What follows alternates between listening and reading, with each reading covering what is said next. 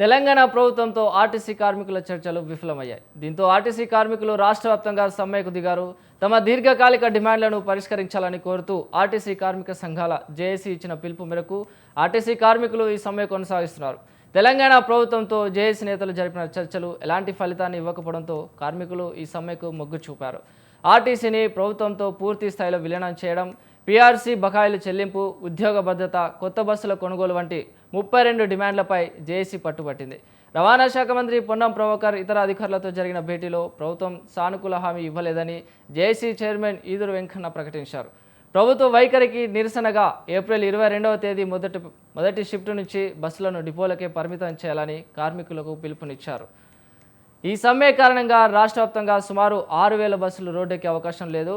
రోజువారీ ప్రయాణించే దాదాపు 60 లక్షల మంది ప్రయాణికులు తీవ్ర ఇబ్బందులు పడుతున్నారు. ముఖ్యంగా హైదరాబాద్లోని సిటీ బస్సులు, జిల్లాలకు వెళ్లే లాంగ్ రూట్ బస్ సర్వీసులు నిలిచిపోనున్నాయి. ప్రైవేట్ వాహనదారులు భారీగా ఛార్జీలు వసూలు చేసే అవకాశం ఉండడంతో సామాన్యులు ఆందోళన చెందుతున్నారు. రైట్, ఇదే అంశంపైన మరింత సమాచారాన్ని అందించడానికి లైవ్లో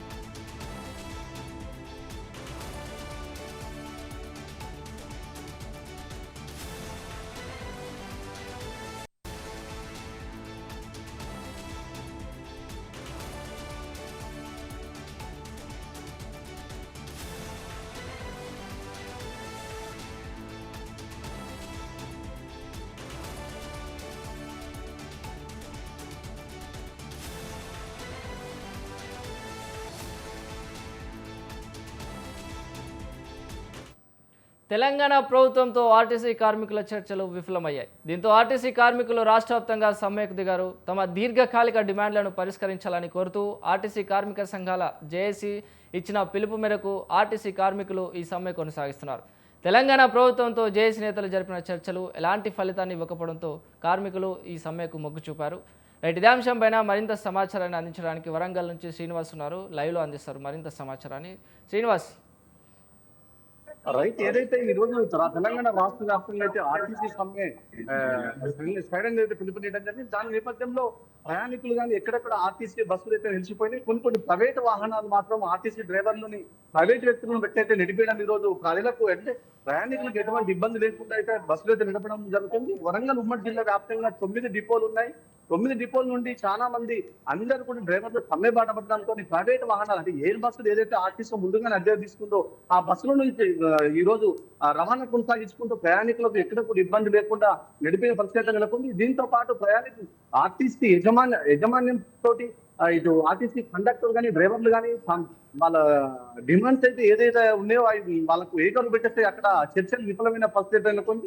ఇంకా మేము మా డిమాండ్ ఏదైతే ఉన్నాయో పీఆర్సీలు కానీ మాకు రావాల్సిన జీతభత్యాలు కానీ అన్ని కూడా టీఏడిఏలు అన్ని కూడా సకాలంలో పెంచి మాకు చెల్లించాలి తప్ప ఇంతవరకు ప్రభుత్వం మాపై మొండి చూపు చూస్తుంది. దీనికి నిరసనగానే మేము ఈరోజు సమ్మె అనేది స్టార్ట్ చేయడం జరిగింది. మాకు మేము ఇచ్చిన డిమాండ్ మొత్తం కూడా ప్రభుత్వం మాకు నెరవేర్చేసి అప్పుడు మాకు అంతవరకు మీ సమ్మెలో కొనసాగుతామని చెప్పేసి అయితే ఆర్టీసీ కార్మికులు అయితే చెప్పడం జరిగింది సార్. రైట్, అయితే ఇప్పుడు అటుపక్క బస్సులు డిపోలకి పరిమితం అవడం, ప్రయాణికులకు ఇబ్బందులు కావడం, ఇవన్నీ చూసుకుంటే ప్రభుత్వం ఎలా స్పందిస్తుంది? ప్రభుత్వం తీసుకునే నిర్ణయం ఏంటిది, తదుపరి నిర్ణయం? ప్రభుత్వం గతంలో ఆర్టీసీ వాళ్లకు అండదండగా మేము ఉన్నాం. వాళ్ళు సమ్మె చేసిన క్రమంలో ప్రభుత్వం అంటే బీఆర్ఎస్ ప్రభుత్వం ఉన్నప్పుడు వీళ్ళు పోయి దగ్గరికి అయితే మేము మీ డిమాండ్స్ అన్ని కూడా మేము నెరవేరుస్తాం, మీకు అండగా మేము ఉంటామని చెప్పేసి గొంతెమ్మ కోరికలు చెప్పి మమ్మల్ని మాయమాటలు చెప్పి ఈ రోజు ప్రభుత్వం గద్దెనెక్కింది. మాకు ఎటువంటి పిఆర్సీలు కానీ ఇవన్నీ కూడా ఇవ్వకుండా మమ్మల్ని కాలయాపన చేసి ఇబ్బంది చేస్తుందని అయితే కార్మికులు ఉమ్మడి జిల్లా అంటే రాష్ట్ర వ్యాప్తంగా సమ్మెకే తిరిగింది. ఉమ్మడి జిల్లా వ్యాప్తంగా ఇది తొర్రూరు కానీ, జనగాం, భూపాలపల్లి, ములుగు, వరంగల్, హన్మకొండ ఈ అన్ని డిపోలు బస్సులు మాత్రం డిపోకే పరిమితమైనవి. కానీ ఈ రోజు ప్రయాణికులు చాలా అవస్థలు పడ్డ పరిస్థితి నెలకొంది. దీనిపై ప్రభుత్వం వెంటనే డిమాండ్లు తీసుకొని వెంటనే అంగీకరించి మాకు ఖచ్చితమైన హామీ ఇవ్వాలని చెప్పేసి అయితే కార్మికులు గట్టి నిర్ణయంతో ఉండడం జరిగింది. దీనిపై ప్రభుత్వం తన పెద్దలను పంపించి చర్చలు చేసినా కూడా అక్కడ సఫలం కాకపోతే సిఐటియు ఆధ్వర్యంలో ఏదైతే ఆర్టీసీ కార్మికులు అంటే కండక్టర్ కానీ, బస్సులు కానీ, కొంతమంది సిబ్బంది సమ్మెకు గట్టి సైరన్ ఇచ్చిన పరిస్థితి నెలకొంది. ఈ సమ్మె వల్ల ఆర్టీసీ కార్మికులకు ఎలాంటి ఇబ్బంది అయితే ఉంటుందో ప్రయాణికులకు కూడా వాళ్ళ జర్నీ ఆగిపోవడం, ఎమర్జెన్సీ ప్రయాణాలు రవాణా ఆగిపోవడం అనేది చాలా ఇబ్బందిగా ప్రయాణికులు ఆలోచిస్తూ ఉంటారు. సో అక్కడ ప్రయాణికులు రెస్పాన్స్ ఎలా ఉంది? ఇప్పుడు ఆర్టీసీ సమ్మె వల్ల ప్రభుత్వానికి, ఖజానాకు చాలా గండిపడే పరిస్థితి ఉంది. ఎందుకంటే దాంతో పాటు ప్రయాణికులు కూడా అవస్థలు పడ్డ పరిస్థితి అవపడుతుంది. ఎందుకంటే ప్రయాణికులు పోవాల్సిన గమ్యానికి సరైన టైంకి చేరుకోకపోవడంతో వాళ్ళకు కూడా చాలా ఇబ్బందికరమైన పరిస్థితి నెలకొంది. ఈ నేపథ్యంలో ప్రజలకు అందుబాటులోకి ఆర్టీసీని ఎంబడే సమ్మెను విరమించేసి ఆర్టీసీ బస్సులు నడపాలని అయితే ప్రజలు, ప్రయాణికులు అయితే డిమాండ్ చేస్తున్నారు.